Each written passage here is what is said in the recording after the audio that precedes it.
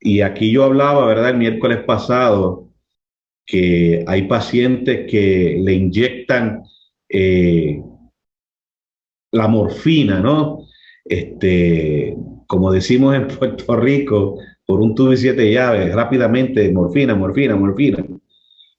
Y eso, pues, obviamente trae una consecuencia, puede traer consecuencias graves. Entonces, esta eutanasia se llama accidental y tiene ese doble efecto. Aunque se le alivia el dolor, pero el mismo narcótico que se está inyectando está provocando que se reduce el oxígeno, perdón, la respiración de ese paciente, que lo lleva a la muerte.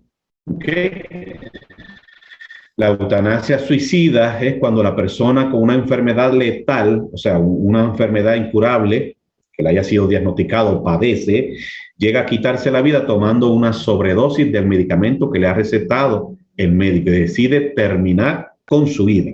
¿Okay? Y la eutanasia activa es cuando el médico administra una sobredosis mortal de morfina o potasio a un paciente desahuciado. Pero fíjese, nuevamente, ¿verdad? Aunque dice desahuciado, un estado irreversible de coma o vegetal, pero tiene vida, está vivo, ¿ok? Entonces, ¿se acuerda que yo les decía que la palabra eutanasia lo que significa es muerte sin dolor o muerte pasiva, ¿ok? Y es porque el paciente o la familia del paciente no quiere enfrentar ese sufrimiento, ¿no? De padecer esa enfermedad y decide terminar con su vida. Él toma o ellos toman la decisión de quitarse la vida, ¿no? De terminar con la vida. Entonces aquí esos son los seis clases de eutanasia que existen, ¿verdad? Es importante nosotros tener conocimiento de eso porque vuelvo y repito, hermano, usted y yo vamos al médico y posiblemente Dios nunca quiera, ¿verdad? Que pasemos alguna situación donde nos lleve a un momento que se comprometa muy seriamente nuestra vida y a veces el médico puede ser que aligere nuestra muerte. ¿Ok? Y es importante nosotros dialogar sobre esto. ¿Eh? Muy bien, entonces la parte 3. Vamos a ver en sí más de lleno lo que es eutanasia. Entonces, como yo les decía la semana pasada, aquí fue donde nos quedamos. Esta imagen, ¿verdad? Yo quise ponerla aquí porque me llamó mucho la atención cuando estaba haciendo la búsqueda. Eh, y es porque esta es una protesta, ¿verdad? Y donde un manifestante porta ese cartel donde dice, yo decido, cuando se habla del aborto, donde dicen la mujer decide, tiene el derecho de decidir qué hace con su cuerpo, ¿no?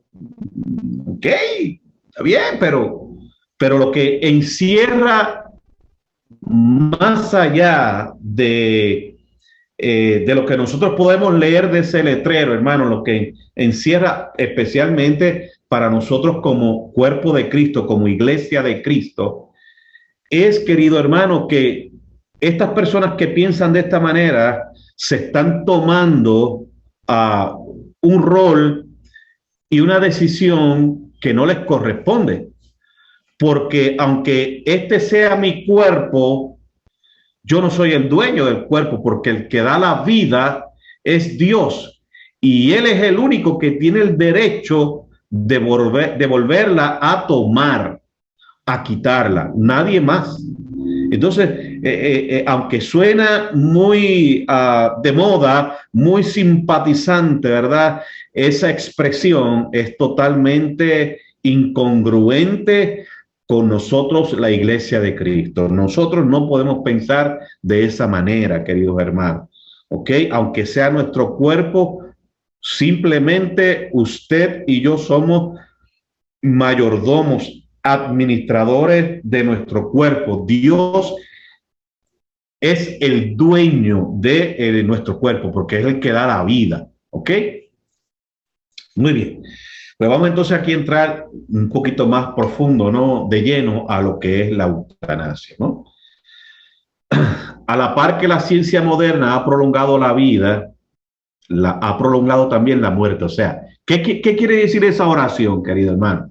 Pues que nosotros sabemos que la ciencia en este tiempo, la ciencia moderna, ¿no? Cómo ha avanzado la ciencia, pues ha avanzado con la tecnología y los instrumentos, las máquinas que hoy y los tratamientos que hay, ¿verdad? Para alargar la vida, eso lo reconocemos, pero a la misma vez, ese avance que ha tenido la ciencia moderna, que prolonga la vida, ¿no? Con ciertos medicamentos, ciertos tratamientos, ciertos maquinarias, ¿no? También ha prolongado la muerte.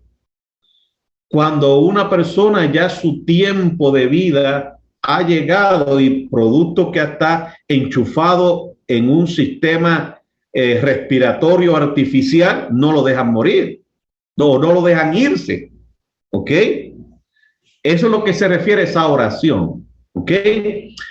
Y entonces, pues aquí está, como yo les dije brevemente o de manera sencilla, de manera general, lo que significa la eutanasia. Es un término que se deriva de una palabra griega, eu, que significa bueno, y thanatos significa muerte. Entonces significa muerte suave, muerte sin dolor o muerte pasiva, ¿verdad? Es lo que significa la palabra eutanasia. Actualmente la eutanasia se entiende, aquí hay una definición quizás un poquito más abarcadora, ¿verdad? Se entiende como una acción u omisión, son dos palabras importantes, ¿verdad? Acción u omisión, o sea, hago algo o dejo de hacer algo. ¿Usted se acuerda? Usted vio que en las 6 clases de eutanasia se decía, por ejemplo, en una de ellas, que el médico dejaba de dar medicamentos, tratamiento, alimentos a una persona que tenía una enfermedad ya incurable, ¿no? Pues esa es una omisión y una acción. Por eso la eutanasia se entiende como una acción u omisión que por su naturaleza o en la intención apresura la muerte. Fíjense que no es el tiempo de morir, sino que simplemente la está apresurando, la está adelantando. ¿Con qué propósito? Pues para evitar grandes dolores y molestias al paciente a petición de él mismo, o sea, del paciente, ¿verdad? Porque todavía, si en ese momento tiene la capacidad de decidir, lo puede hacer, o a petición de sus familiares, o por iniciativa de un tercero que presencia, ¿verdad? Ese tercero es testigo, ¿no? Presencia, conoce e interviene en el caso concreto del individuo, o sea, que no es cualquier persona. Por eso es que vieron ustedes en la explicación de los términos de las 6 clases de eutanasia, donde hablaba que el médico en momentos dados tomaba la acción, ¿no? Porque el médico pues tiene conocimiento, ¿no? Concreto de lo que está pasando con ese moribundo. Pero en cierta manera esta es la definición de lo que entendemos como una eutanasia. Es una acción u omisión que por su naturaleza o en la intención apresura la muerte, la adelanta, con el propósito de evitar grandes dolores y molestias del paciente, ya sea que lo pida el paciente, lo pida los familiares o alguna tercero que tiene conocimiento de lo que está ocurriendo, ¿verdad? Con ese paciente, ¿okay? Del cuadro clínico de ese paciente. La eutanasia incluye la intencional y misericordiosa terminación de una vida. Eso es lo que se llama eutanasia activa, ¿verdad? Bueno, déjeme terminar la oración y después explico, ¿vale? Y el acto de dejar morir, eutanasia pasiva. Lo que quería decir es que dice incluye la intencional y misericordia terminación. Fíjese que lo que quiero hacer énfasis, ¿verdad? Que esto puede sonar muy bonito, muy bueno, ¿verdad? En el sentido de que estamos haciendo un acto de misericordia hacia ese paciente. Pero es que nosotros, y vuelvo y repito, claro, si yo no fuese cristiano, si yo no tuviera conocimiento de Dios de nada, ¿verdad? si Dios no estuviera en mi corazón, en mi vida, pues yo diría, pues está bien, porque no están dejando sufrir a esa persona. Pero como nosotros somos la iglesia de Cristo, se plantea, y lo vamos a ver más adelante, en el sentido de que, queridos hermanos, usted y yo no somos el dueño de nuestra vida. Dios es el que tiene la capacidad y el poder para dar la vida, y es el único que la puede tomar, la puede pedir. Es el único, amado. Nosotros no podemos tomar esa decisión, ¿ok? La eutanasia es toda acción u omisión que en el contexto de la enfermedad o la discapacidad provoca la muerte de manera intencional. ¿Por qué? De manera intencional, porque el propósito es que esa persona ya no sufra más. ¿Ok? Por eso es que decíamos en la primera oración de esta parte, de la parte que estamos discutiendo ahora, cuando hablamos de la eutanasia, por eso decía que el avance de la ciencia moderna ha prolongado, ha trabajado, ¿verdad? Con la muerte, ¿no? El tratamiento, pero también ha prolongado la vida, pero también ha prolongado la muerte, ¿ok? Y por eso es importante, aquí nuevamente, ¿verdad? Hacemos el énfasis, el hincapié de que es importante de nosotros como familia dialogar sobre este asunto de la muerte. ¿Ok? Así que la eutanasia es toda acción o omisión que en el contexto de la enfermedad o la discapacidad provoca la muerte de manera intencional. No es que ha llegado el momento de morir, no, es que yo provoco, sea yo, sea a un familiar o sea un tercero que conoce mi estado, ¿verdad? Provoca entonces la muerte, o sea, de decidir yo voy a morir el día tal, a tal hora. Eso va en contra de, por ejemplo, aquí nuevamente nosotros como cristianos, ¿verdad? Por eso es un estudio bíblico, va en contra de lo que nosotros creemos y afirmamos, que Dios es el creador y dador de la vida. Solo Él puede dar la vida, solo Él puede quitarla. ¿Ok? Aquí entonces simplemente es una gráfica de los países, ¿verdad?, donde han sido legalizado la eutanasia, ¿verdad? Porque les dije que no todos los países del mundo practican esto, no es legal en todos los países del mundo. Y aquí está entonces los países, ¿verdad? Estos 8 países donde se ha legalizado la eutanasia activa.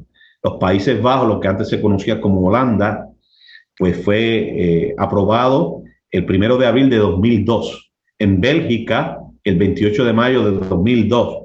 En Luxemburgo, 19 de marzo de 2009. En Colombia, 15 de diciembre de 2014. Canadá, 17 de junio de 2016. España, 25 de junio de 2021. Nueva Zelanda, 6 de noviembre de 2021. Y Portugal, el 16 de mayo de 2023, o sea, los otros días. Entonces son países donde se ha legalizado el practicarse la eutanasia legalmente, la eutanasia activa, ¿ok? Es simplemente, ¿verdad?, para que tuvieran ese conocimiento, ¿no? La eutanasia es ilegal en la mayoría de los estados de Estados Unidos, como le dije, ¿verdad? Y aquí simplemente algo también, un dato para que conozcamos ahora aquí en Estados Unidos de América.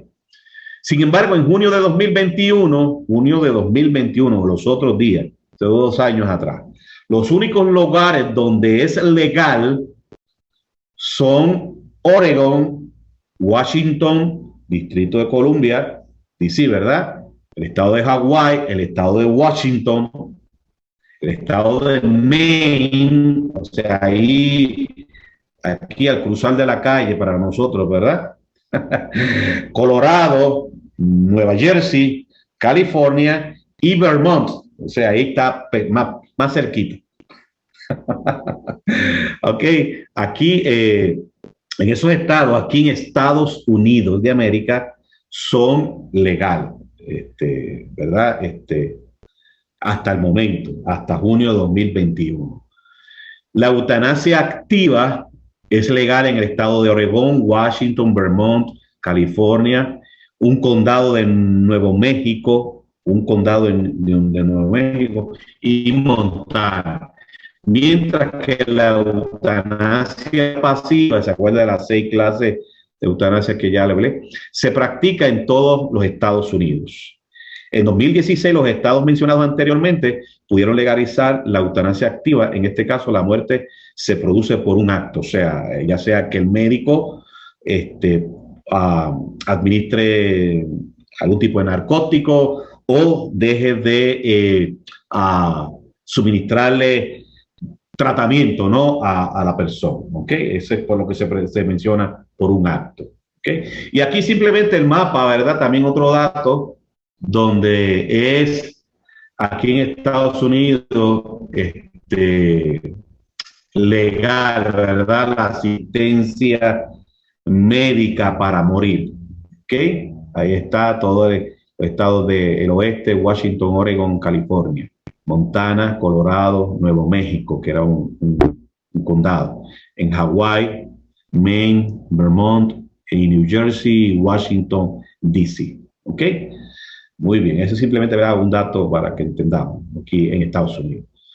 Muy bien, vamos entonces, así que ahí vimos básicamente un poquito más en detalle, ¿verdad? Lo que es la eutanasia, el acto intencional de provocar la muerte, de adelantar la muerte, ¿no? Aunque significa eutanasia, bueno, thanatos, muerte, la muerte suave, la muerte sin dolor, la muerte pasiva, ¿ok? Vamos aquí a ver entonces ahora, perdón, aquí, la parte 4, lo que yo les hablaba de que estamos estudiando o discutiendo, ¿verdad? En este estudio bíblico, que es la eutanasia y el otro tema, permitir o dejar morir, que les dije que no es lo mismo, aunque los dos tienen que ver con muerte. La eutanasia es una cosa y permitir o dejar morir es otra cosa. Ya hemos visto que la eutanasia, a nosotros como Iglesia de Cristo, se supone que no la apoyemos. Ahora vamos a ver entonces qué significa permitir morir. Y que, como le dije, queridos hermanos, estos son temas que nosotros como familia deberíamos dialogarlo, ¿ok? Antes de que aparecieran los aparatos sofisticados, ¿verdad? Que hoy, como dice ahí, llenan las modernas instalaciones de cuidados intensivos. La obligación del médico era hacer lo posible para salvar una vida. Antes de que aparecieran todo esa, ¿cómo se llama? Como dice ahí, aparatos sofisticados que vemos en los hospitales, ¿no? Pues el médico tenía la obligación de hacer todo lo posible para salvar esa vida que llegaba en sus manos. Eso significaba que si los esfuerzos hechos por el médico, ¿verdad?, de salvar esa vida tenían éxito, había la posibilidad de que el paciente recuperara el conocimiento, la movilidad y la productividad, ¿ok? Antes que aparecieran los aparatos, los instrumentos modernos, sofisticados, que hoy adornan todas las salas, especialmente de intensivos de nuestros hospitales, ¿ok? Hoy la obligación tradicional de salvar la vida está cargada de problemas emocionales y éticos dolorosos para los profesionales encargados del cuidado de salud. ¿Por qué, querido hermano? Porque si el paciente no tiene la capacidad de decidir, si no hay un documento escrito, el médico tiene que, pues, bregar con esa situación, y si tiene que enchufarlo a una máquina, pues lo enchufa.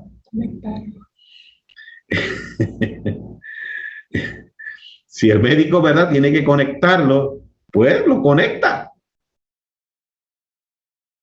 Pero una vez conectado a ese instrumentos sofisticados, ahí es que comienza una gran lucha, ¿ok?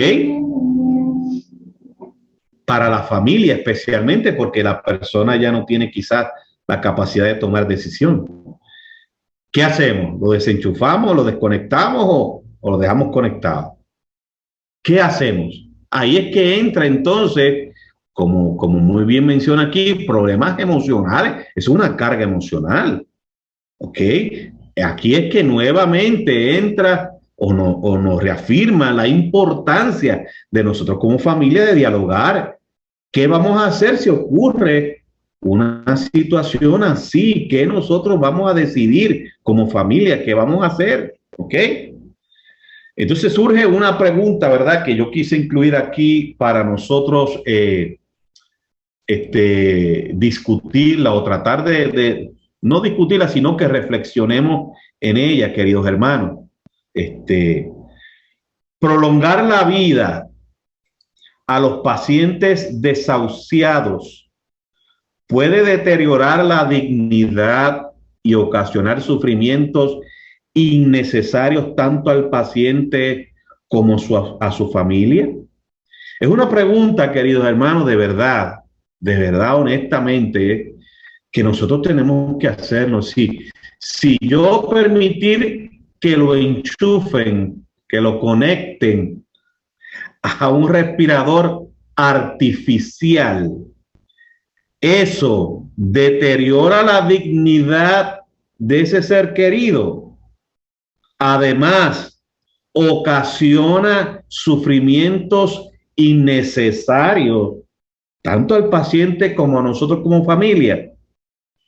Es una pregunta que nosotros debemos discutir, y es la pregunta que nosotros debemos discutir como familia, queridos hermanos, porque de verdad, queridos hermanos, se lo digo honestamente, han habido casos que una vez ese familiar es conectado a un respirador artificial, hay personas en la familia que quieren desconectarlo y hay personas en la familia que no quieren desconectarlo y se forma un gran problema, queridos hermanos. Se forma una gran discusión como familia. Entonces, ¿usted cree que eso sería positivo, eso sería bueno para la familia? Además de ya el sufrimiento que están pasando de ver ese ser querido en esa condición, queridos hermanos. Pues yo creo que son cosas que se pueden evitar y se pueden evitar simplemente si las dialogamos como familia, ¿ok? Si la dialogamos como familia. Cuando digo como familia, pues me refiero, por ejemplo, si usted es casado, pues con su esposo o su esposa, que es quien realmente tiene la facultad para decidir, ¿ok? Digo, si tiene, ¿verdad?, la facultad mental totalmente, ¿verdad?, en su juicio, ¿no? Pues es la persona que puede y que está autorizado para decidir, no es nadie más. Ahora, si usted no tiene esposo o no tiene esposa, ¿verdad?, pues sus hijos, obviamente, pues dialogarlo con sus hijos, ¿ok? Porque créanme, queridos hermanos, esto trae muchos problemas. No solamente,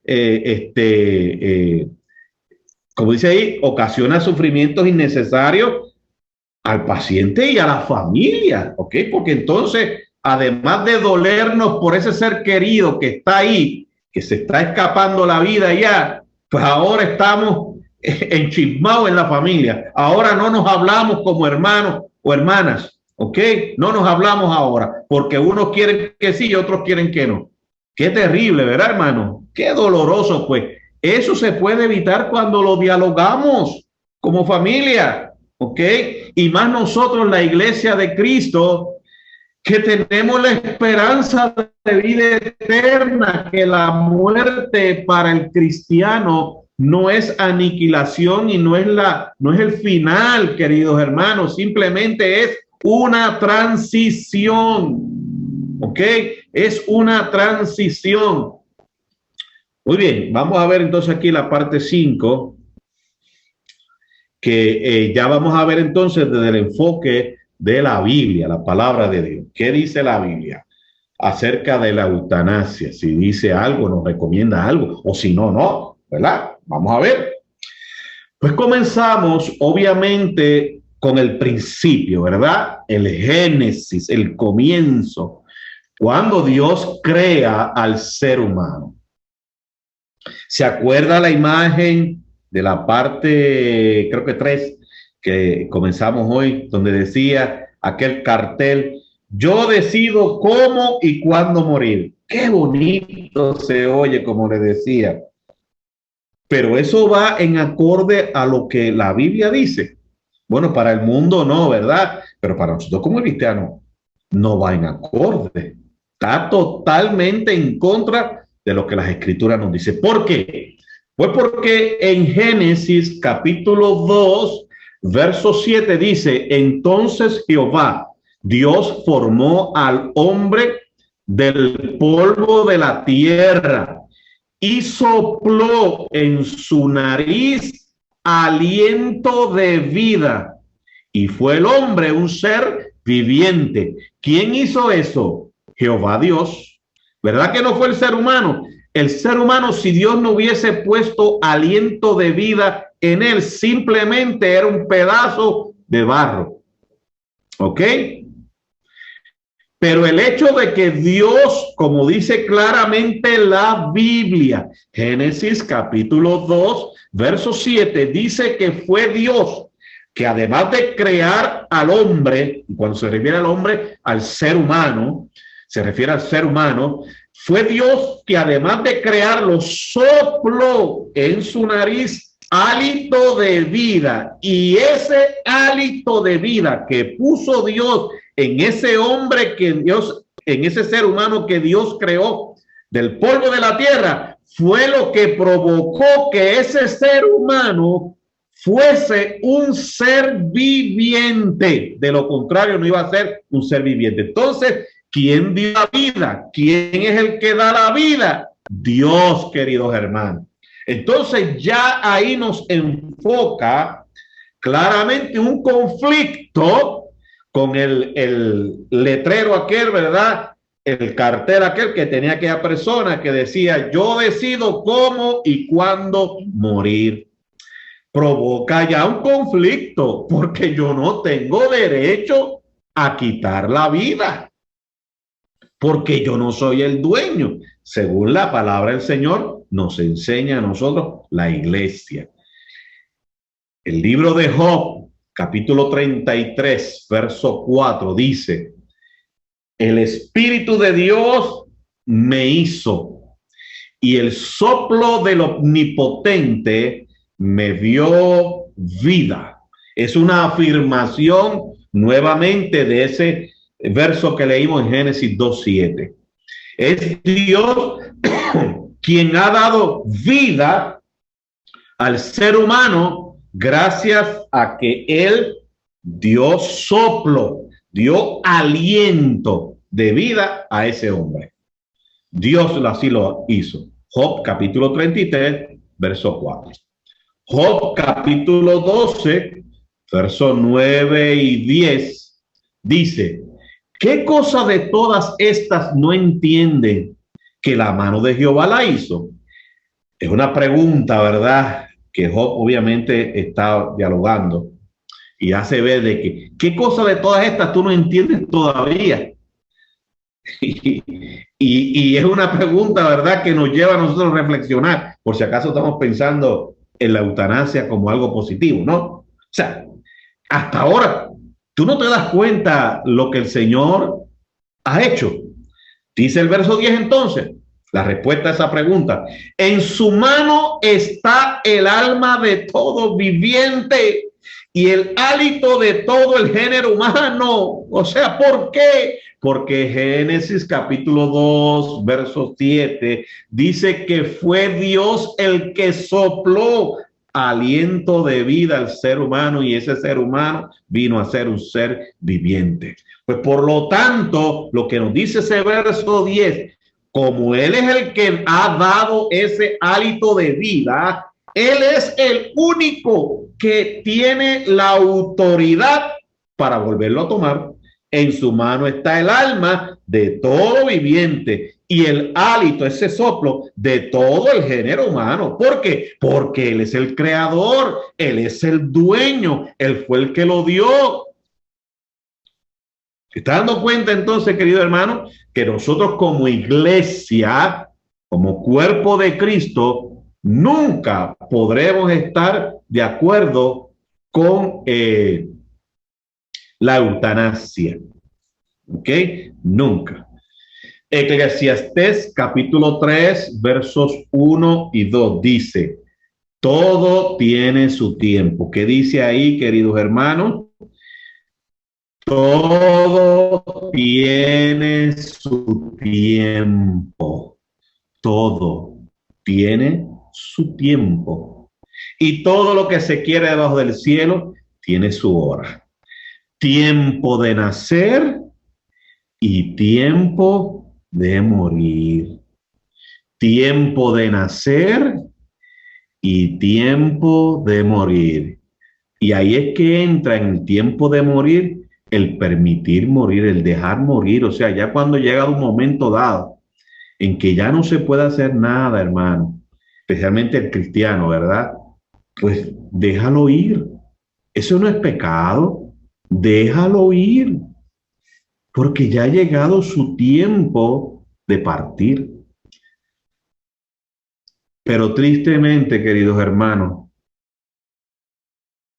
el ser humano, y lamentablemente esto se ve dentro del pueblo de Dios, aunque decimos que creemos en Cristo, que creemos en la resurrección de los muertos y que ese creyente, ese cristiano con Cristo está mucho mejor. Mire, hermano, lamentablemente somos egoístas. No los queremos dejar ir. No, no los queremos dejar ir. Cuando la Biblia nos dice que todo tiene su tiempo, ahí es que entra la diferencia de la eutanasia y permitir morir. Cuando ya ha llegado el momento que se entiende que ya no se puede hacer nada, ¿por qué prolongarlo? Más el sufrimiento. Ya es el tiempo de dejarlo ir, no provocar la eutanasia, pero sí dejarlo ir, que se vaya en paz. Pero tristemente, ¿verdad? Dentro del pueblo de Dios hay personas que actúan egoístas, que piensan solamente en ellos y que no lo quieren dejar ir. Quieren por todos los medios alargar el dolor para la persona y el dolor para la familia. Cuando la Biblia nos habla claramente de que todo tiene su tiempo, hermano. Entonces la Biblia nos da un ejemplo, queridos hermanos, y usted dirá, pero ¿cómo es posible que eso lo hable la Biblia? Sí lo habla. De la eutanasia activa en un personaje bíblico del Antiguo Testamento. En segunda de Samuel, capítulo 1, y vamos a ver, se va a ver claramente dónde es que se refleja la eutanasia, ¿no? Se acuerda que la eutanasia es el adelantar la muerte. No es que ha llegado el momento de morir, es que yo decido adelantar la muerte para no enfrentar un sufrimiento. ¿Ok? Muy diferente a lo que es dejar morir o permitir morir, que ya sabemos que es el tiempo que se vaya, ¿verdad? Que ya se despida de esta tierra, dejarlo ir. Pues en 2 de Samuel, capítulo 1, versos 1 al 15, vamos a ver de qué personaje bíblico habla aquí de esa eutanasia, que practicó la eutanasia activa. Vamos a ver aquí a quién es que se refiere. Aconteció después de la muerte, estos son los textos bíblicos, ¿verdad? Aconteció después de la muerte de Saúl, el rey Saúl, ¿se acuerdan? Que fue el primer rey que Dios escogió para el pueblo de Israel, que cuando el pueblo se cansó de tener una que era dirigido, ¿verdad? Por Dios, ¿no? Una teocracia que era dirigido por Dios, se cansó de eso y pidió un rey, entrar a una monarquía. Y Dios lo concedió. y escogió primeramente al rey Saúl. A Saúl fue Dios quien lo escogió, pero lamentablemente nosotros conocemos la historia, ¿verdad? Que Saúl fue desechado por Dios en un momento dado, porque se desvió total. Pues dice, aconteció después de la muerte de Saúl que vuelto David de la derrota de los amalecitas, estuvo 2 días en Siclag. Al tercer día sucedió que vino uno del campamento de Saúl, rotos sus vestidos y tierra sobre su cabeza, y llegando a David se postró en tierra e hizo reverencia. Esa expresión de rotos sus vestidos y tierra sobre su cabeza es lo que señala, ¿verdad? O se hace referencia en la Biblia de duelo, de dolor. ¿Ok? Y le preguntó David, ¿de dónde vienes? Y él respondió, me he escapado del campamento de Israel. David le dijo, ¿qué ha acontecido? Te ruego que me lo digas. Y él respondió, el pueblo huyó de la batalla y también muchos del pueblo cayeron y son muertos. También Saúl y Jonatán, su hijo, murieron. Esa fue la noticia que le dio este amalecita a David, ¿verdad? Esa fue la noticia, la información que le trajo. Donde mucha gente del pueblo de Dios había muerto en una batalla. Recuerde que allá en el Antiguo Testamento el rey tenía que participar también de las batallas, de las guerras. Y nos dice que trajo esa noticia que muchos murieron y entre ellos había muerto el rey Saúl y Jonatán, su hijo, a quien David amaba o respetaba mucho a Saúl, como siempre lo reconoció que era el ungido de Dios, aunque había sido ya desechado por Dios. Y Jonatán era muy amigo de David, ¿okay? Tenían una amistad muy hermosa. Ellos murieron. Dijo David a aquel joven que le daba las nuevas, ¿cómo sabes que han muerto Saúl y Jonatán su hijo? El joven que le daba las nuevas respondió, casualmente vine al monte de Gilboa y hallé a Saúl, aquí está la eutanasia, y hallé a Saúl que se apoyaba sobre su lanza y venían tras él carros y gente de a caballo. Déjeme explicar esto, ¿verdad? Porque estamos hablando de un tema, ¿verdad? Y en esa batalla Saúl había perdido la batalla y venían el ejército, ¿verdad?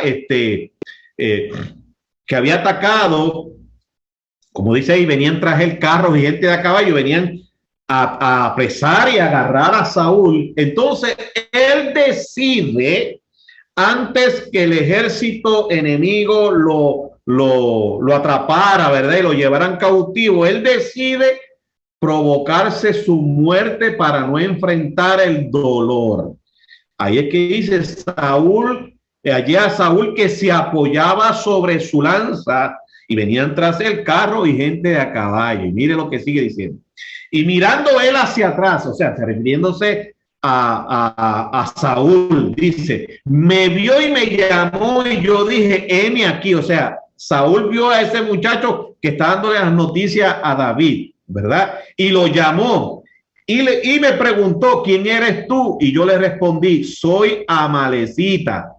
Él me volvió a decir, o sea, Saúl le dijo al muchacho, mire aquí está nuevamente otra afirmación de esa eutanasia, pero recuerde que Saúl había sido desechado ya por Dios. De hecho, dice la Biblia que Saúl era molestado por un espíritu demoníaco. Por eso es que dice la Biblia también que David, cuando tocaba su arpa, dice la Biblia que Saúl se tranquilizaba de ese demonio que lo atormentaba. Entonces Saúl le dice al joven amalecita, te ruego que te pongas sobre mí y me mates. ¿Qué estaba haciendo Saúl? Dice en el verso anterior, ¿verdad? Que Saúl estaba apoyado sobre su lanza, pero recuerden que ellos utilizaban un chaleco, ¿verdad? Que los ayudaba, una armadura que los ayudaba a que obviamente no penetraran, si era atacado en la batalla, no penetraran fuera difícil, ¿no? Que penetrara una lanza o una flecha, ¿no? Como la arma que utilizaban en aquel tiempo. Por eso es que Saúl entonces dice que se estaba apoyando aquí, ¿verdad? Que se apoyaba sobre su lanza. Entonces le dice a ese joven que te pongas sobre mí y me mata. O sea, en otras palabras, que se suba sobre él, sobre la espalda de él y lo empuje sobre la lanza que tenía Saúl en su pecho. Dice, porque se ha apoderado, aquí está nuevamente la reafirmación de la eutanasia, hermano, porque se ha apoderado de mí la angustia, pues mi vida está aún toda en mí. En otras palabras, Saúl dice, yo no voy a enfrentar este sufrimiento de ser cautivo, entonces voy a adelantar, que es lo que es la eutanasia, voy a adelantar mi tiempo de la muerte. Y entonces, dice aquí el verso 10, yo entonces me puse sobre él, o sea, el muchacho, me puse sobre él y le maté, o sea, lo empujó, ¿no?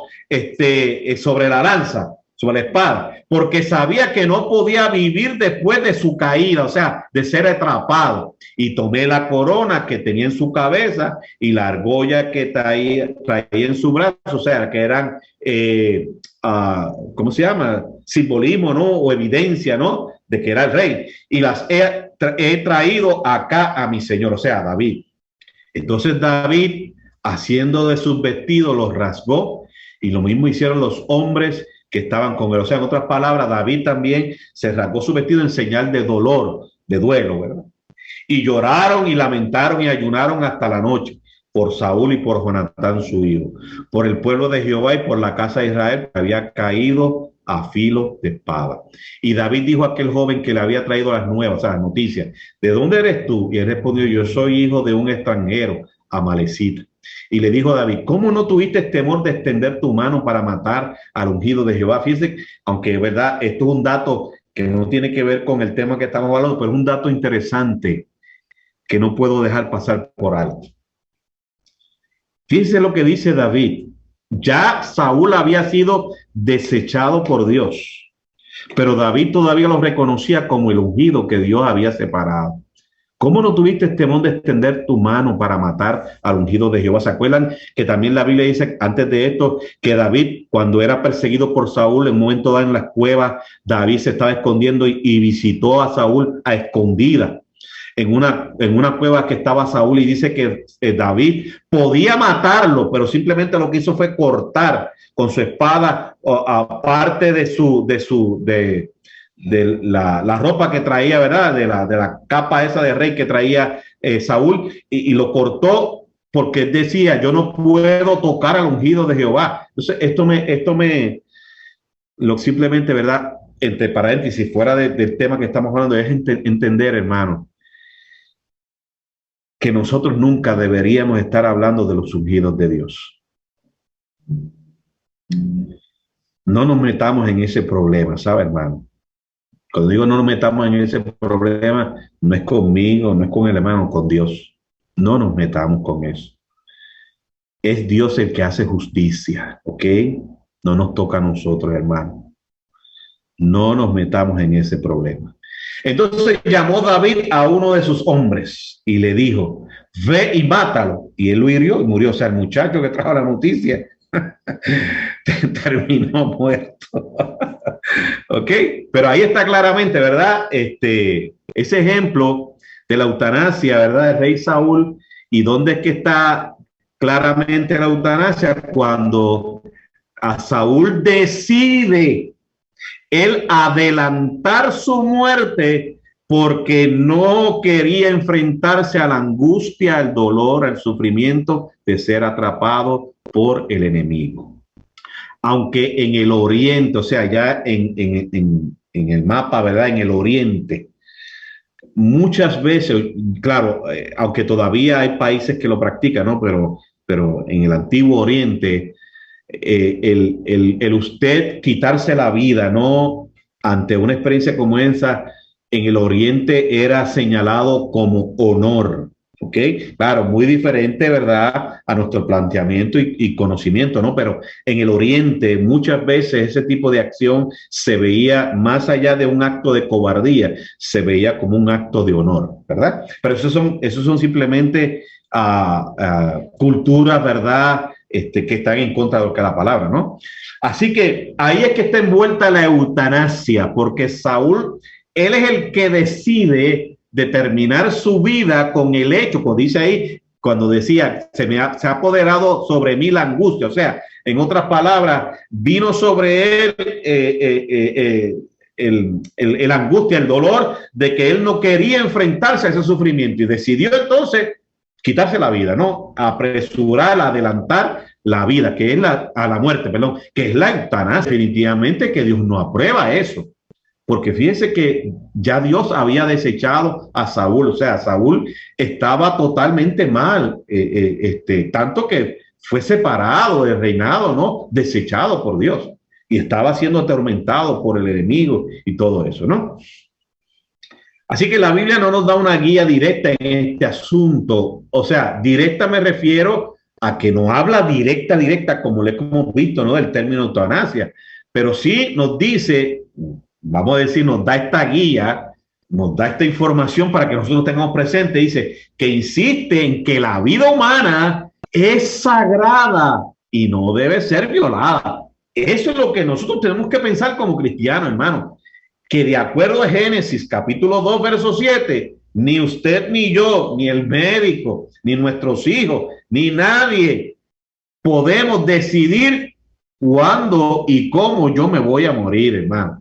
No, o usted se va a morir, porque la vida es sagrada. Dios es el dador de la vida y Dios es el único que puede volverla a tomar en su tiempo.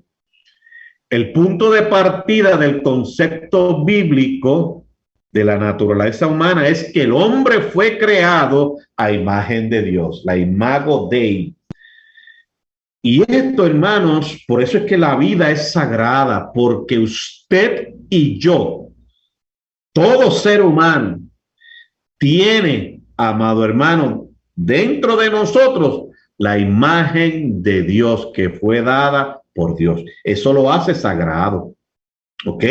Eso lo hace sagrado. Y yo no puedo tocar eso, hermano. Ninguno de nosotros podemos tocar eso.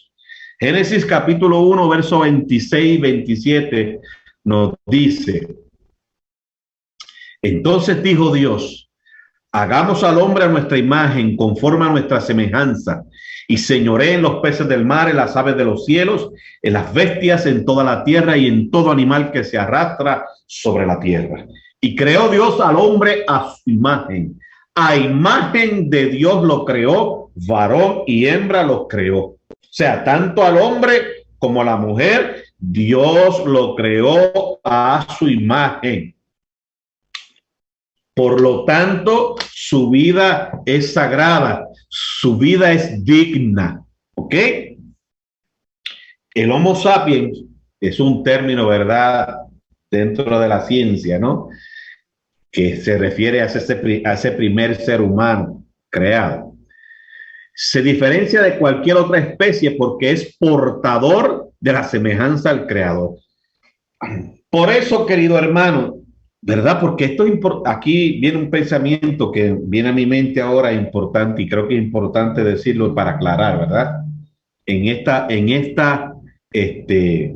esa oración que dice el Homo sapiens, o sea, refiriéndose al ser humano, se diferencia de cualquier otra especie, o sea, de todos los demás animales, porque es portador de la semejanza al Creador. ¿Y qué pensamiento viene a mi mente? Bueno, porque a lo mejor quizás alguien podrá pensar: ay, pastor, pero yo que puse a mi perrito, a mi perrita a dormir porque ya estaba en sufrimiento. Ay, pastor, estoy en pecado. No, no y no. ¿Por qué? Mire, porque lo dice ahí. Porque los perritos, o sea, los animales, no tienen la imagen de Dios en ellos. No, solamente el ser humano, el hombre, es el único que es portador de la imago Dei, de la imagen de Dios. Los animales no, hermanos, ¿ok? Así que no hay ningún problema. La imago Dei, que es el término, ¿verdad? Que se llama, o que quiere decir imagen de Dios, es lo que define nuestra esencia y está presente donde quiera que haya miembros de nuestra especie, o sea, el ser humano. Por eso todo ser humano tiene dignidad y merece respeto. ¿Por qué? Porque porta en él la imagen de Dios. Y por eso, amado, merece respeto, es digno, ¿ok? No es cualquiera. Independientemente de qué raza sea, ¿sabe? O de qué país sea. Merece respeto, ¿ok? La imagen divina se aplica a quienes están enfermos y capacitados, al igual que aquellos que están en la cúspide de las posibilidades humanas. O sea, en otras palabras, esa imago Dei, esa imagen de Dios que fue puesta en ese ser humano, cuando Dios lo hizo un ser viviente, aplica tanto a que si usted está gordito y colorado, o sea, saludable totalmente, o si la persona está enferma y discapacitada, sigue teniendo la imagen de Dios en él. O sea, un enfermo, un discapacitado, no viene a ser menos que uno que está totalmente sano. De acuerdo a los principios de Dios, tanto el enfermo discapacitado como el que está totalmente sano tienen la imagen de Dios en ellos y por tanto su vida es sagrada. ¿Ok, hermano? Es sagrada. Las personas que tienen limitaciones mentales graves, incluso el llamado estado vegetativo permanente, no dejan de ser miembros plenos de la raza humana y en consecuencia portadores de la imagen de Dios. O sea, lo que yo acabo de decir, ¿verdad? Esos enfermos o discapacitados no pierden, por el hecho de que estén enfermos o discapacitados, no pierden la imagen de Dios, siguen siendo, amados, portadores de la imago de la imagen de Dios. Por lo tanto, su vida, aunque esté en ese estado vegetativo o estado de coma permanente, sigue siendo sagrada, querido hermano, sagrada. La doctrina bíblica de la santidad de la vida, de la sagrada la vida, de los portadores de la imagen de Dios, ofrece una protección importante a los enfermos, a los ancianos, a los discapacitados y a los indigentes, porque anula la opción de realizar una acción que provoque la muerte. O sea, en otras palabras, independientemente sea anciano, sea enfermo, sea discapacitado, sea indigente, amado, nosotros no podemos pensar de que ese ser humano merece la eutanasia. ¿Por qué? Porque independientemente que sea anciano, enfermo, discapacitado o indigente, su vida es sagrada, su vida es santa, porque es portador de la imagen de Dios. Así Dios lo hizo, que es nuestro creador, querido hermano.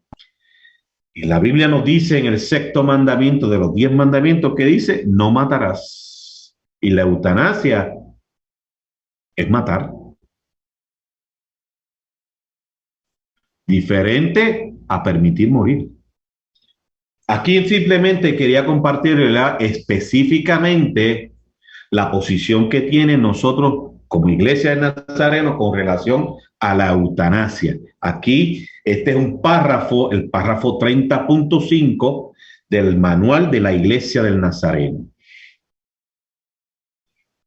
Creemos que la eutanasia, terminar intencionalmente la vida de una persona que padezca de una enfermedad fatal o de una enfermedad debilitadora e incurable, pero que no constituya una amenaza inmediata para la vida con el propósito de terminar con el sufrimiento. Eso es la eutanasia, lo que significa.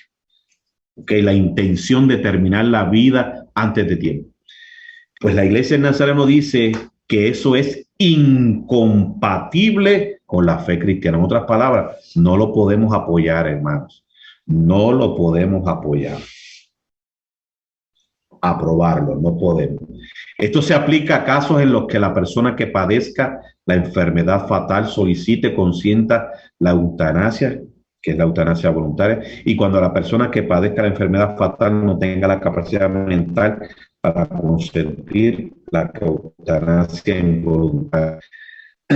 Independientemente que el paciente la solicite, ¿verdad? Voluntariamente, o que no tiene la capacidad para hacerlo involuntario, la Iglesia de Nazareno, su posición es que no apoya, no valida la eutanasia. Creemos que el rechazo histórico de la eutanasia por la Iglesia cristiana lo confirman las convicciones cristianas que se derivan de la Biblia y que son céntricas en la confesión de la Iglesia de su fe en Cristo Jesús como Señor. O sea, además, ¿verdad?, de nosotros tomar esta posición, lo hacemos básicamente por las convicciones cristianas que se derivan directamente de la palabra de Dios y que la Iglesia desde su comienzo lo ha practicado, que es reconocer que la vida es sagrada. ¿Por qué? Porque portamos la imagen de Dios, querido hermano. La eutanasia viola la confianza cristiana como Señor soberano de la vida, pues la persona asume la soberanía para sí misma, porque la persona es la que está decidiendo. Viola nuestro papel como mayordomos delante de Dios, porque Dios es el dador de la vida, es el dueño. ¿Se acuerda Génesis 2:7 que leímos? Contribuye a la erosión del valor que la Biblia atribuye a la vida humana y a la comunidad. Le atribuye demasiada importancia a ponerle fin al sufrimiento y refleja la arrogancia humana ante un Dios soberano generoso. Urgimos al pueblo nazareno a oponerse a todos los esfuerzos por legalizar la eutanasia. ¿Se acuerda? Mira, aquí esa última oración me afirma lo que yo le digo, o que usted ha escuchado de mí a cada ratito, que debemos nosotros como pueblo cristiano aprender a votar con conciencia, hermano, ¿ok? A votar con conciencia, saber votar, no orar como cristiano para que Dios dirija las elecciones y votar entonces como pagano, porque aquel me simpatiza, porque aquel es del partido que yo pues me gusta. No, hermano, si es del partido que a mí me gusta, pero va en contra de los principios bíblicos, hermano, hay que decirle que no. Y si el otro es peor todavía, pues mi derecho de dejar la papeleta en blanco es mi derecho, y eso es votar, ¿ok? Y eso es votar con conciencia, con responsabilidad. Como dice ahí, urgimos al pueblo nazareno a oponerse a todos los esfuerzos por legalizar la eutanasia. He dicho, caso cerrado. Ahí vimos entonces el párrafo 30.5 de lo que es la posición de nuestra Iglesia de Nazareno con relación a la eutanasia. Pero yo le dije, ¿verdad?, que también teníamos el tema de permitir la muerte. Pues, ¿qué dice nuestra Iglesia acerca de eso? Porque le dije, aunque los dos tienen que ver con muerte, pero no es lo mismo, no es sinónimo, y lo vamos a ver aquí. Permitir la muerte.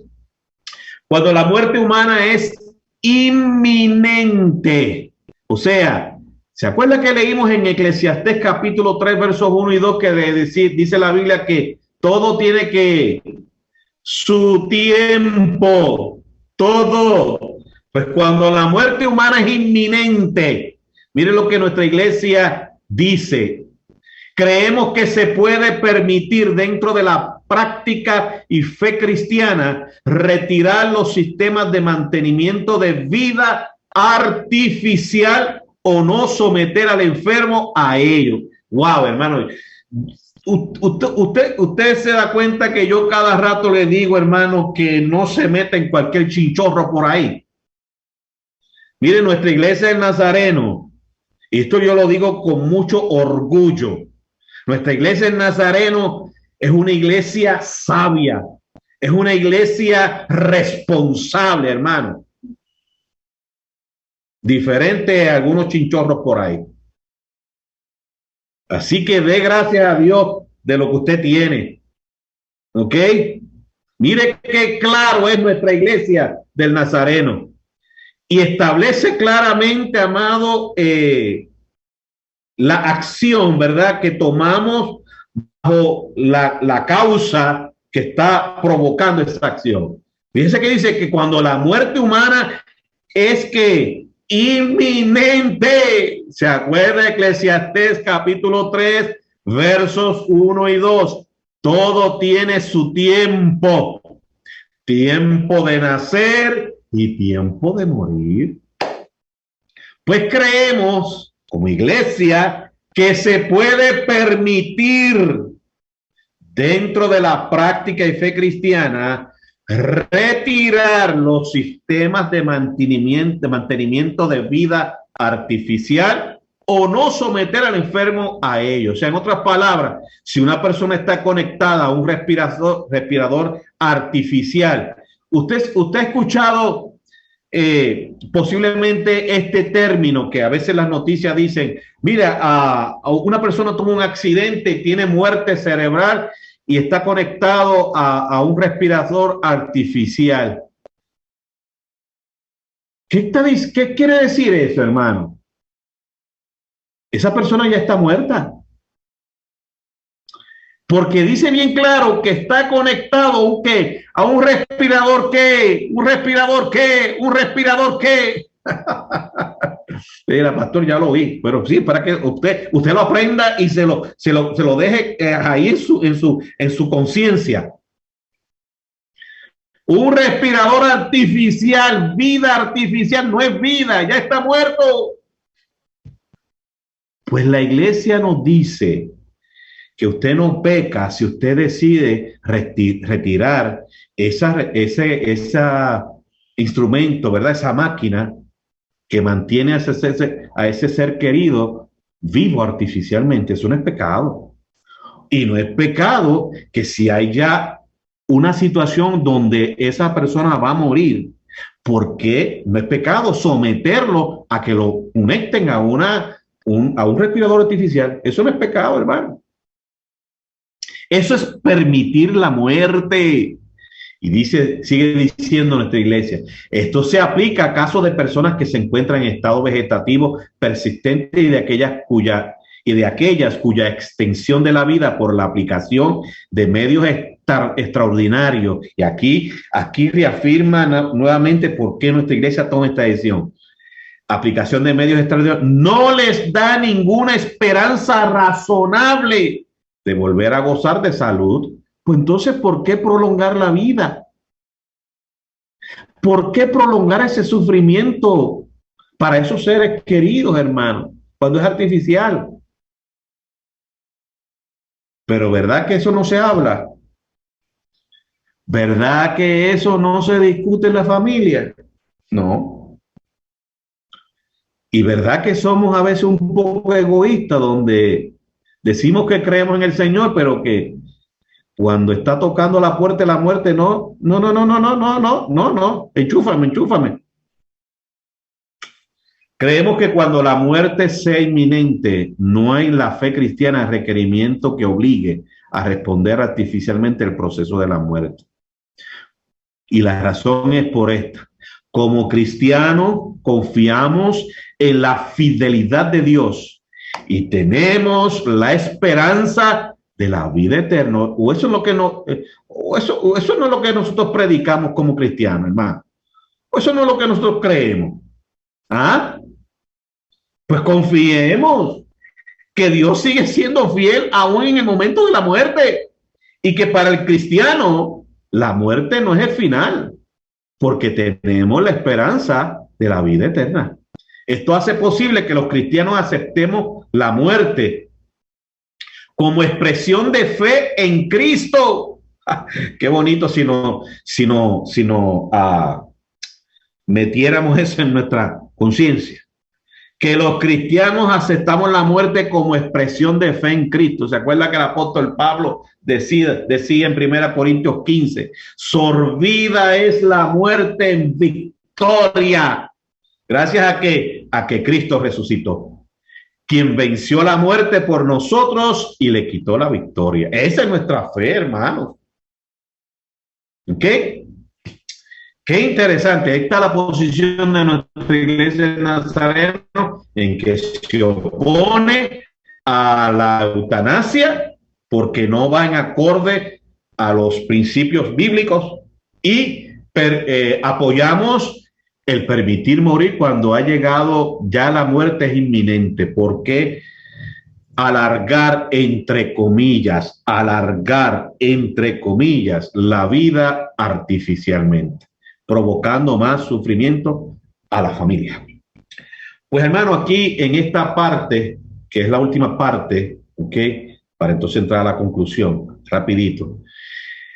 Es lo que usted ha visto el énfasis mío de hablarlo en la familia, ¿verdad? Que lo he enfatizado varias veces.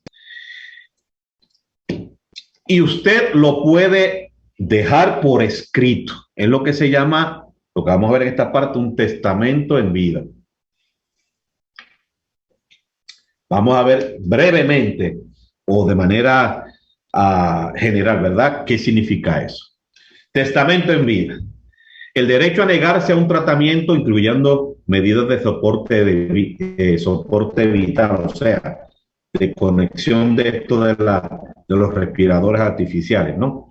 En el momento presente o de forma anticipada en un testamento vital regulado en la Ley de Autonomía del Paciente de 2002, significa que la vida ya no es el bien superior. O sea, en otras palabras, lo que está diciendo aquí, ¿verdad? Que esto se aprobó en la Ley de Autonomía del Paciente de 2002, que usted puede hacer un testamento.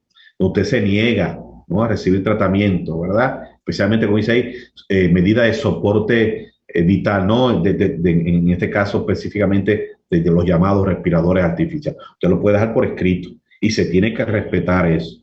¿Ok? Ya sea que hablemos de eutanasia o de permitir morir, surge la pregunta, ¿quién toma la decisión? ¿Quién toma la decisión? Y hermano, si usted no lo discutió en su familia, la va a tomar, bueno, los que están en su familia. Y ahí es que entran los grandes problemas, porque unos quieren y otros no. Pues para evitar eso, hablemos en familia sobre esto. Si se puede hacer ese testamento en vida, hágalo, déjalo por escrito. Un intento para limitar las medidas que se usan para prolongar la vida se da en un documento comúnmente llamado testamento en vida, y como le dije, eso es legal, ¿ok? Eso es permitido y se tiene que respetar. Un testamento normalmente incluye una explicación por las decisiones tomadas. Lo firma él, o sea, la persona, en este caso sería usted y yo, ¿verdad?, que hemos tomado esa decisión junto a nuestra familia, y los testigos lo presentan ante autoridades competentes, un abogado, un notario, ¿verdad?, para que se certifique. No existe conflicto fundamental entre las escrituras y el uso de un testamento en el tema de dejar o permitir morir. O sea, no hay problema, no es pecado hacer eso, hermano, ¿ok? Porque recordemos que estamos hablando si llegase un momento en que la vida ya, perdón, que la muerte ya es inminente. Pues mire, hermano, si es inminente, hay que dejar morir, o sea, hay que permitir que ya la muerte llegue. En el sentido, ¿verdad?, de nosotros como cristianos,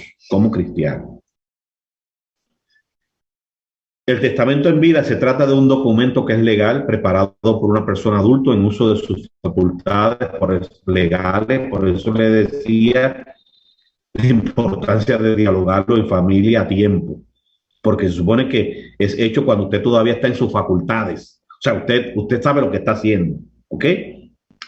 Y en ese testamento determina las condiciones bajo las cuales se le dará tratamiento médico e instruye a las personas responsables de su cuidado médico a que suspendan cualquier procedimiento para prolongar su vida en caso de que su situación sea de muerte o de coma irreversible. Ya cuando llega el momento dado en que la muerte es inminente, pues ¿para qué alargarlo? Entre comillas, alargarlo. Usted deja eso escrito, ¿ok? Y créame, hermano, se va a evitar un montón de problemas, ¿sabe? Claro, si usted no lo deja, si usted no lo puede, no lo quiere dejar escrito, por ejemplo, ¿verdad?, pues simplemente háblelo. Como yo le dije, con las personas que si usted tiene esposo y esposa, pues hable con su esposa. Si tiene hijos, hable con sus hijos. Y si, por ejemplo, usted llega en un momento dado y su esposo tiene toda su facultad, quien va a decidir es su esposo o su esposa, no son sus hijos. ¿Ok? Porque a veces creemos que nuestros hijos son los que mandan. No, si su esposo o su esposa tiene la facultad, tiene todo su juicio, hermano, Pues quien decide es él, no son sus hijos. Usted agradece la opinión de sus hijos, pero la determinación última la toma usted como esposo, como esposa. ¿Ok, hermano? ¿Se está dando cuenta por qué es importante hablar esto, hermano? Ya hace, obviamente, si usted no tiene facultades y usted ha hablado ya con sus hijos, pues sus hijos, sí, claro que sí, tomará la decisión. Pero hermano, de verdad esto ayuda mucho a muchos problemas, porque hermano, como yo le dije, si nosotros supiéramos que nunca nos va a dar algo que nos pueda llevar a un momento, ¿verdad?, donde estamos en una situación de coma irreversible o muerte cerebral, yo no sé lo que pueda suceder, donde ya la muerte es inminente. Nosotros no sabemos si eso nos va a suceder, hermano, pues mejor es estar preparado. Porque a lo mejor, como decimos, usted y yo estamos gordos y colorados, pero mañana no sabemos qué puede pasar. Una alternativa al testamento en vida que ahora recomiendan algunas fuentes legales y médicas es la designación legal de un poder permanente como representante y que puede ser un familiar o amigo de confianza quien estaría facultado para decidir por una persona que esté en estado de coma o incapacitado para decidir que se continúen o descontinúen los procedimientos tomados para prolongar la vida. O sea, en otras palabras, si usted ha escuchado que usted tiene un familiar y el familiar lo puso a usted y llenó un documento legal y usted fue declarado como tutor de ese familiar. Pues eso es lo que está diciendo aquí. Usted tiene todas las facultades legales para decidir sobre el tratamiento o no tratamiento de ese ser querido, porque esa persona lo nombró usted legalmente, ¿verdad?, con un documento legal que usted llenó, que usted es el tutor legal. Querido hermano, y de verdad, vuelvo y le repito, esto ayuda a evitarnos muchos problemas, porque puede parecer por allá un hijo que nunca vino a visitar a su papá o a su mamá y ahora aparece. Y aparece, ¿cómo se dice? Hinchando pecho, ¿ah? Como gallito o gallinita, ahí bravito, bravita, que yo decido, cuando nunca apareció. Ay, hermano, créame, son relatos de la vida, ¿sabes, hermano? ¿Ok? Son relatos de la vida. ¿Ok? Así que, perdón, rapidito. Esto ayuda muchísimo y como yo le dije, si usted no lo quiere hacer por escrito, ¿verdad? Porque, bueno, no lo quiere hacer legal porque no quiere gastar un dinerito en pagar un notario, un abogado, pero por lo menos, por favor, háblelo con su esposa, su esposo, o si no tiene esposa o no tiene esposo, háblelo con sus hijos. ¿De qué usted quisiera que se hiciera o no se hiciera en un momento dado donde usted realmente tiene una situación donde la muerte ya es inminente? ¿Qué usted quisiera que se hiciera y no se hiciera? Créanme, le va a ayudar muchísimo. ¿Ok? Muy bien, pues ya finalizamos, aunque el tiempo ha corrido, pero ya vamos a terminar, ¿verdad? Aquí ya la conclusión. La calidad de vida y las probabilidades de recuperación son factores pertinentes que deben tenerse en cuenta al momento de decidir si se retiran los sistemas artificiales que las sostienen. O sea, en otras palabras, hermano, usted tiene que evaluar. Yo dejando este sistema artificial, ¿le doy calidad de vida a mi familiar querido? ¿Hay probabilidad de recuperación con este sistema artificial? ¿O no hay calidad de vida o no hay probabilidad de recuperación? Si no hay calidad de vida, hermano, si no hay probabilidad de recuperación, ¿para qué someterlo a ese sufrimiento, esa agonía para la familia? ¿Para qué? ¿Ok? El decidir que la dignidad se verá más humanamente preservada, dejándolo morir, puede ser un acto cristiano. O sea, en otras palabras, hermano, si yo decido dejarlo ir, porque realmente ya la muerte es inminente, eso, amado hermano, es un acto cristiano. Eso es preservar la dignidad de ese ser humano. ¿Ok? el dejar de usar medios artificiales que prolongan la vida puede ser una forma como el cristiano expresa su fe en el Cristo resucitado. Ay, hermano, qué interesantísimo, ¿saben? Que yo sé que el tiempo ya ha pasado, pero permítanme rápidamente estas breves reflexiones finales. Si yo decido ya dejarlo ir, hermano, no estoy diciendo que no amo a ese ser querido. No estoy diciendo que no creo en Dios que lo puede levantar. No, amado. Estoy expresando mi fe en la garantía de lo que hizo Cristo, que se levantó de la tumba.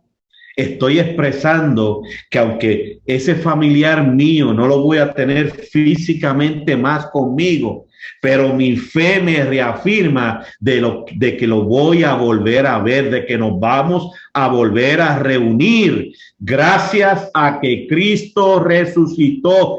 El atarme entonces, al aferrarme entonces a que no se vaya, lo que estoy diciendo, amado, es que no creo en la promesa de que Cristo resucitó. Ese es el mensaje que estoy dando, hermano. Ese es el mensaje. Como ha sido siempre, la manera como muere el cristiano puede ser una ocasión para celebrar la victoria que nuestro Señor nos ha dado.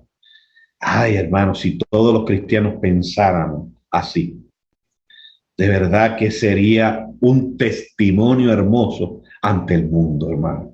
Pero tristemente, como yo les dije unos minutos atrás, tristemente a veces nos comportamos como egoístas.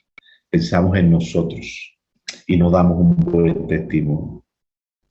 Cuando las familias cristianas se ven forzadas a hacer decisiones respecto a dejar morir, reflexionar en nuestra esperanza cristiana es parte integral del proceso. O sea, en otras palabras, si ya hemos tomado la decisión de dejarlo ir, amado, eso no es pecado. Al contrario, eso es, amado hermano, hacer ese testimonio de nuestra esperanza, y que se requiere que nosotros como cristianos, amado, dentro de ese proceso de despedirnos, reflexionemos en eso, ¿ok?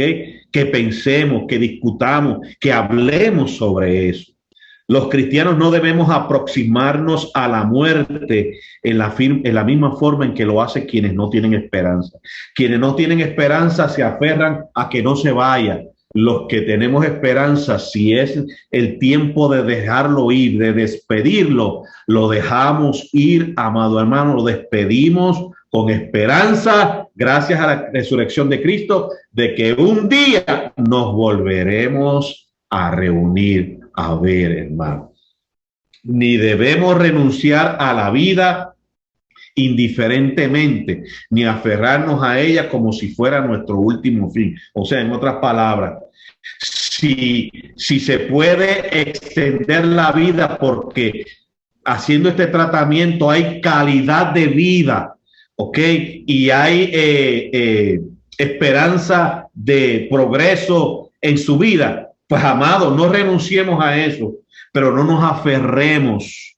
Cuando ya es el tiempo de despedirnos, no nos aferremos como si la vida fuera nuestro último fin. O sea, amado hermano, porque si nos aferramos a eso, lo que estamos diciendo es que no creemos que el cristiano va a resucitar. Ese es el mensaje que estamos dando, hermano.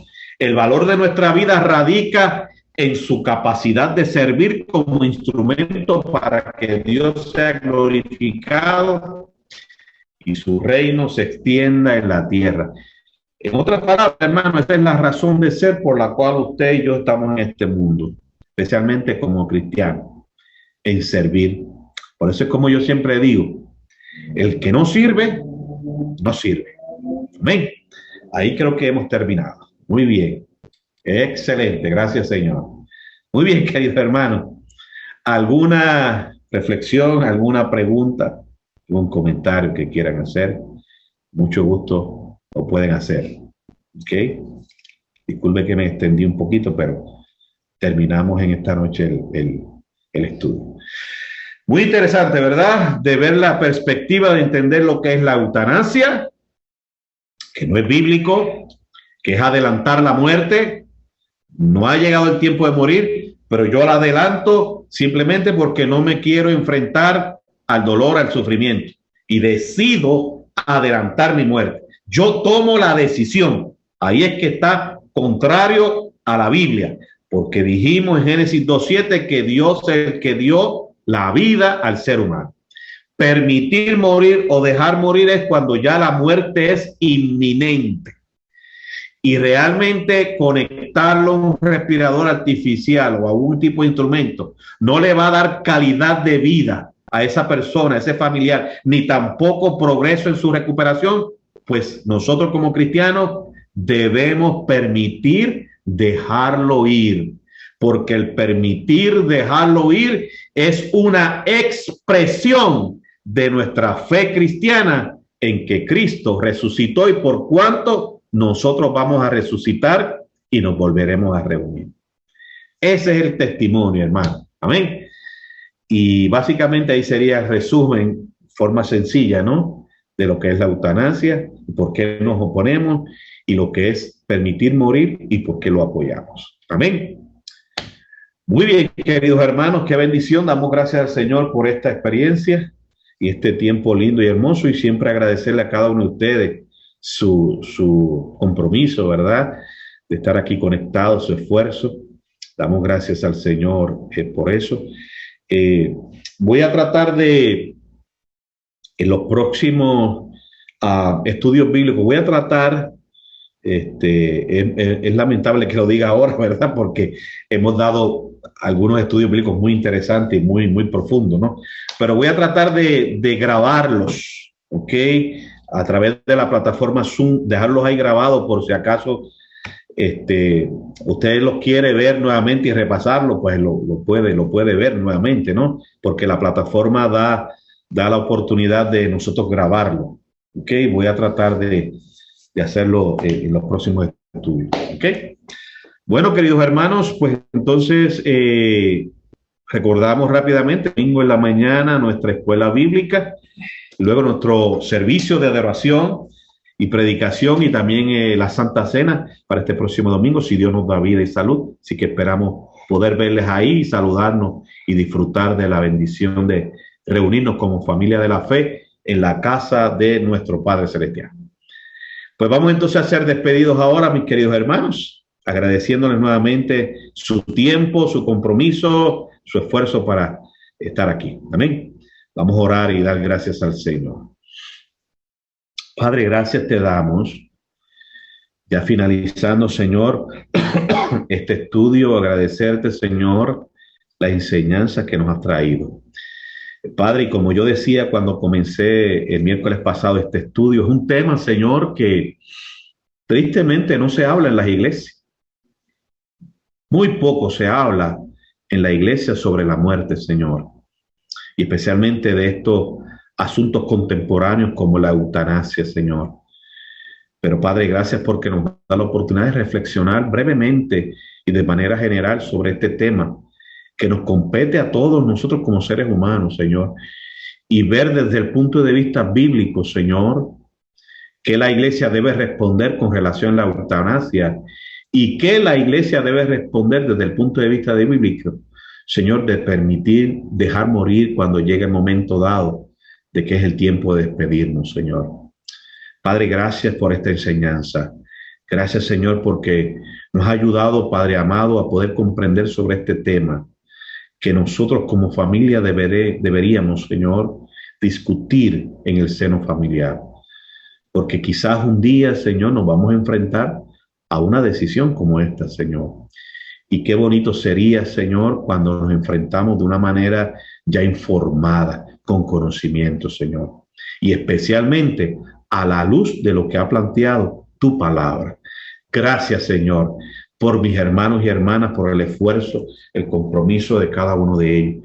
Ahora vamos a retirarnos ya al descanso, sabiendo, Señor, que la fidelidad tuya, que se ha demostrado en todo este día, también habrá de demostrarse en el descanso, confiado en que tú cuidas de nuestros sueños, Señor, vigila nuestras vidas. Por eso que tu bendición nos acompaña ahora a nuestro descansar, la bendición del Padre, del Hijo y del Espíritu Santo. Amén, Señor. Amén.